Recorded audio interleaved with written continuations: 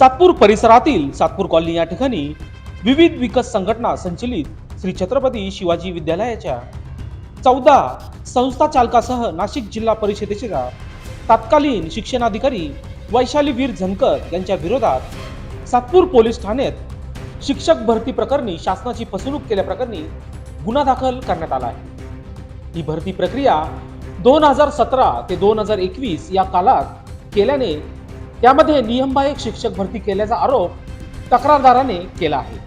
त्यामध्ये बनावट व खोटी कागदपत्रे तयार करून बोगस भरती करण्यात आली असल्याचे देखील सांगण्यात आले आहे। या प्रकरणी फिर्यादी सामाजिक कार्यकर्ते चारुदत्त रामराव आहेर वय वर्ष 40 जिजामाता शाळा सातपूर कॉलनी यांनी फिर्याद दिली आहे। यामध्ये संस्थेचे संस्थाचालक बाळकृष्ण सावळीराम डिकले, किसन कचरू जाधव, रामनाथ नामदेव शिंदे, संपत दामोदर आहेर, नरेंद्र गंगाराम वाणी, बन्सीलाल वाळू रायते, सखाराम मुरलीधर पवार, शाळेचे लिपिक निवृत्ती रायाजी आहेर, ज्योती रतन गरुड, दादाजी सुखदेव शिंदे, पंढरीनाथ कारभारी शिंदे, नारायण कोंडाजी पवार यांच्यासह जिल्हा परिषदेच्या तत्कालीन शिक्षणाधिकारी वैशाली वीर झनकर, उदय देवरे यांच्या विरुद्ध विविध कलमाखाली गुन्हा दाखल करण्यात आला आहे। या फिर्यादीनंतर संस्थेचा अजूनही गैरव्यापार समोर येण्याची शक्यता असल्याचे बोलले जात आहे। तसेच छत्रपती शिवाजी विद्यालयात अनुसूचित जमातीच्या विद्यार्थ्यांना मिळणारी शिष्यवृत्ती यातही मोठा भ्रष्टाचार झाल्याची कुजबूज देखील होत आहे।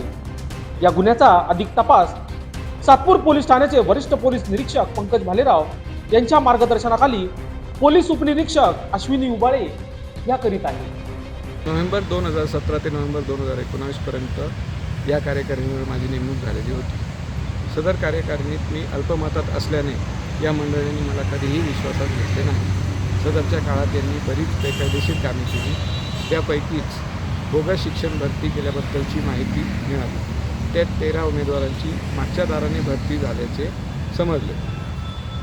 पैकी 3-4 उमेदवारांची कागदपत्रे शिक्षणाधिकाऱ्यांकडून माहितीच्या अधिकारातून आम्ही मिळवली। त्यात बोगस जाहिरात, बोगस मुलाखतपत्र, बोगस नेमणूक वगैरे अनेक प्रकार दिसले। रितसर शिक्षण संचालकांकडे तक्रार केली असता त्यांनी संबंधितांविरोधात गुन्हे दाखल करण्याचे आदेश दिले। या प्रकरणी सातपूर पोलीस स्टेशन ते नाशिक कोर्ट असा अथक 1.5 वर्षे प्रयत्न केल्यानंतर हा गुन्हा दाखल झालेला आहे। लवकरच या प्रकरणाची शासन प्रशासनाकडून योग्य तो न्याय मिळेल अशी मला अपेक्षा आहे। या व्यतिरिक्त इतरही खूप मोठमोठे आर्थिक गैरव्यवहार व नोकर भरतीची प्रकरणे येथे आहेत। आजही मेहरबान धर्मदाय आयुक्त कार्यालयाकडून कुठलेही अधिकार प्राप्त झालेले नसताना बँक व्यवहार व तत्सम अधिकारहीन व्यवहार सदर मंडळी करीत आहेत। मोठे खर्च करण्याचे अधिकार नसताना मोठ्या प्रमाणात खर्च सुरू आहे। याबाबत सक्षम कार्यालयांकडे तक्रारी केलेल्या आहेत व करण्याचे काम सुरू आहे। माझ्यासोबत जुने जाणते माजी संचालक मंडळातील सदस्य यांच्या देखील बऱ्याच तक्रारी आहेत। सदरची तक्रार ही आमची सामूहिक तक्रार आहे। सदर प्रकरण ज्युडिशियल मॅटर असून तपासाधीन असल्यामुळे जास्त बोलणे योग्य ठरणार नाही असे मला वाटते।